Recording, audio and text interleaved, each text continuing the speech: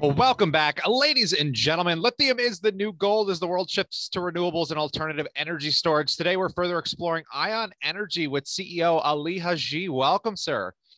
Thanks, Kyle. Pleasure to be here. Oh, it's such a pleasure as well. So, being Mongolia's first lithium brine explorer with two major properties you've touched on in the past, is there any new insights you could kind of offer, considering you just finished exploration at your flagship project? Absolutely. So Ion Energy was co-founded by myself and my chairman, Matthew Wood, in 2017.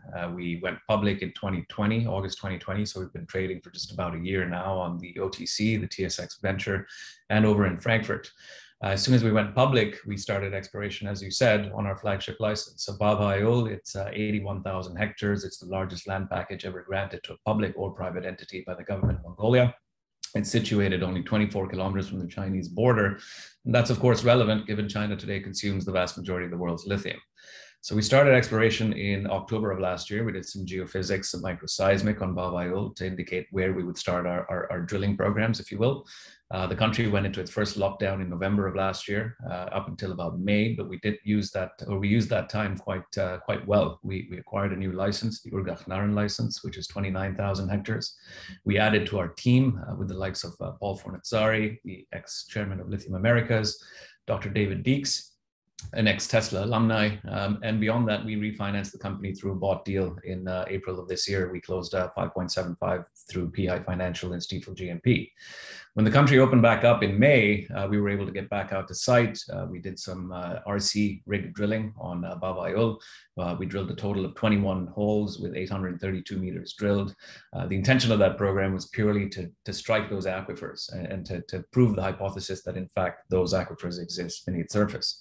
So we were very pleased with that exploration program. We did strike a number of different aquifers with different flow rates.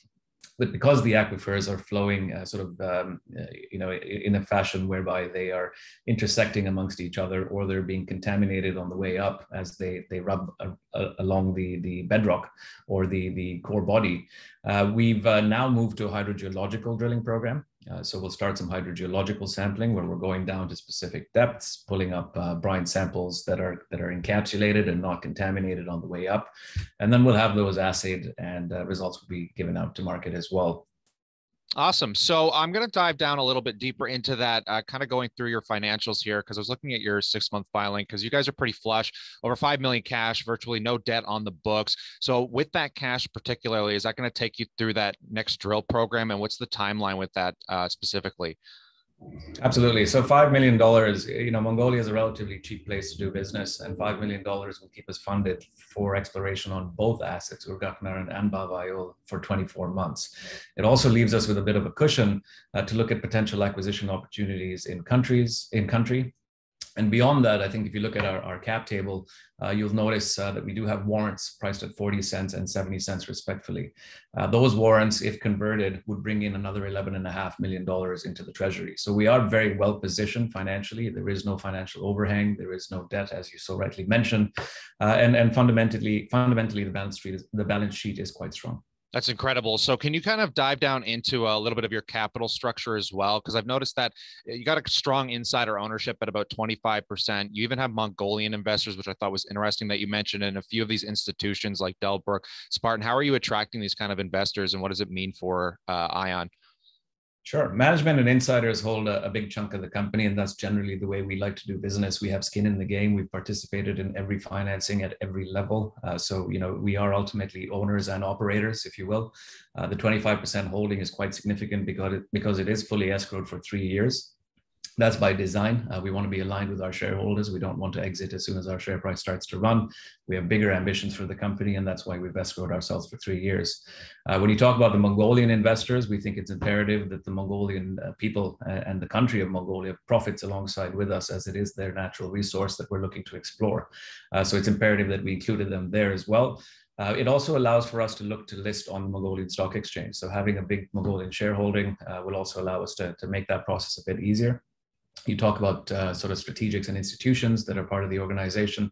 Delbrook Capital came in for the lead order on the bought deal that was done earlier this year. They put in $1.5 million as the lead order. Spartan Funds, that's Greg Schofield. He's an individual that's participated in every round from the onset and a big supporter of ours. We also have Steve Palmer of Alpha North Asset Management, who came in on the IPO and holds a significant chunk of the company. And then Bob Sanga of Maxit Capital as well owns 3% of the company. So we believe it's important to have that institutional holding and that long money, if you will. But there is a large enough float to allow for the retail market to run and really start to trade up. Well, it's incredible. Inside of this today, Ali, I appreciate your time. Absolutely. Thank you, Kyle. So until the next one, stay cool, stay awesome, and we'll see you then. Cheers.